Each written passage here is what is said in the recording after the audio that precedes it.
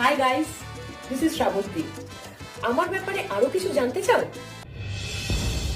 2003 সালে 16 বছর বয়সে পরিচালক রাজীব কুমার বিশ্বাসকে বিয়ে করেন শ্রাবন্তী চ্যাটার্জি। তাদের ঘর আলোকিত করে জন্ম হয় এক পুত্র সন্তান, নাম অভিমন্যু ওরফে ঝিনুক। মায়ের বয়স এখন 31, ছেলের বয়স 14। পরকীয়ার অভিযোগ এনে শ্রাবন্তীকে ডিভোর্স দেয় প্রথম স্বামী রাজীব কুমার বিশ্বাস। 2016 সালে স্বয়ং দাঁড়িয়ে থেকে মায়ের বিয়ে দেখে ঝিনুক। বিষয়টা মোটেও গর্বের নয়, দুঃখজনক এবং লজ্জার।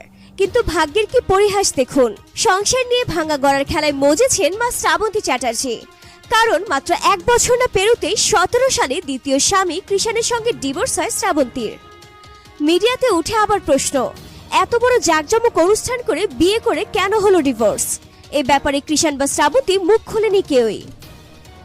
অন্যদিকে ওই সময়